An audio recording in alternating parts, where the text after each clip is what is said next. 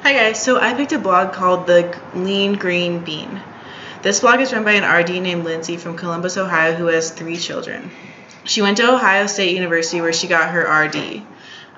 She decided to be a blogger because she believes that life is all about being balanced, simple, and real, and she strives to show her readers how she lives this message in her everyday life.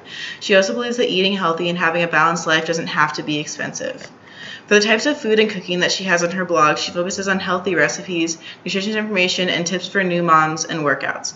She does not have a specific gravitation in her blog. She just focuses on publishing healthy recipes for people of all dietary needs. Some examples of statements linking a food to health in the blog are: remember that cereal is often fortified with beneficial things like B vitamins, iron, zinc, calcium, and vitamin D. Iron is especially important for kids, so cereal can be a good way to add some extra to their diet. The first statement that I've listed is based upon science because according to this article, the vitamins that cereal is fortified with, the B vitamins, zinc, iron, calcium, vitamin D, are all important for health, especially in children. That's according to the National Health Institute. And then the second statement that I had from her blog was, there are a lot of whole grain options available. If the box says whole grain, then at least half the grain ingredients are whole grain. If it says 100% whole grain, then all the grain ingredients are whole grain.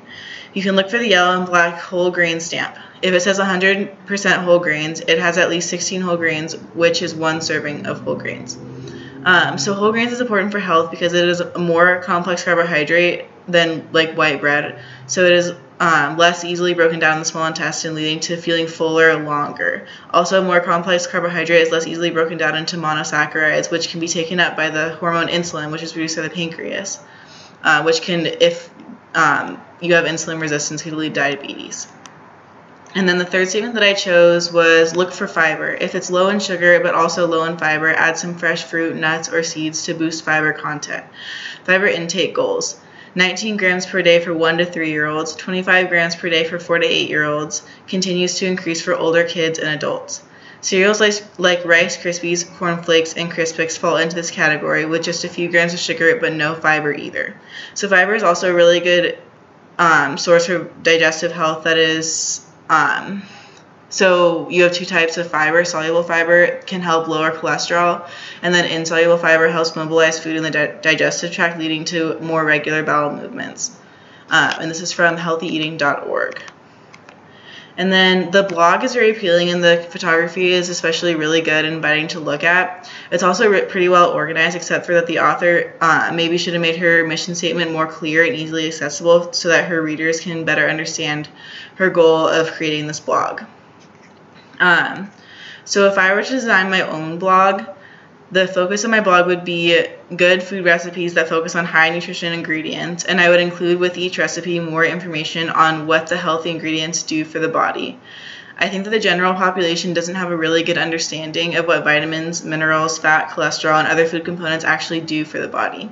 In my blog, I would create recipes focusing on a few different key ingredients that are supposedly good for you, and then explain in a way that most people would understand why exactly this component of my recipe is good for the body. I think this would be really helpful for individuals to eat healthier if they knew what the components of food do in the body on a more scientific level. The name of this blog would be The Scientific Foodie. My philosophy of my food blog would be knowing how certain so-called healthy ingredients actually affect your body can help people improve their food lifestyle and try to include these foods more in their diets. Also, knowing how to make these foods that include these components that are helpful for the body can further improve lifestyle and promote healthy living. My recipes would include whole foods that are rich in nutrients and good for a wide variety of health goals. And education is key to a healthy living. The mission of my blog would be to create healthy recipes that provide lots of nutrients and healthy components, and include descriptions of the key nutrients in the recipes and why these nutrients are good for the body, in order to educate people on why they are important to include in their diet. A recipe that I would be sure to include in my blog would be mango curry. It is very nutrient dense, filled with vegetables, and this particular recipe happens to be vegetarian, so it would be helpful for vegetarians and for people who just want a nutrient dense, low calorie meal. The vegetables included in this recipe would give me a lot to write about in my blog, with the benefits of vegetables and vitamins that can be found in the certain types. I would also talk about tofu and the nutritional benefits of including protein in recipes that are vegetarian. For someone who is looking for a healthy food blog to follow, I would say avoid somebody who is not an RD. They may not have the right training to direct people to what is healthy and what is unhealthy. I would also make sure that they would include the nutrition facts of their recipes because knowing the nutrients in your food is important for healthy eating. I would also say that they should be sure to do research and find recipes that actually excite them and make them want to eat healthy. Because if they just make recipes off the first blog that they find and they are just making the recipes because they think that they are healthy, they aren't going to be excited about making or eating that food, and cooking and eating will become a chore rather than something enjoyable. As for the blogger that I researched, I would say that she should organize her recipes better in subcategories. She has lots of larger categories with many recipes, which can be overwhelming for people. If she made more subcategories for people looking for specific recipes, it would be much easier to use and follow. It would also be much more convenient. I would also say that she should also include more information about the nutritional value of the recipes that she is publishing. She didn't really say much about why the recipe is healthy or why a particular ingredient is important. She just gives directions on how to make it.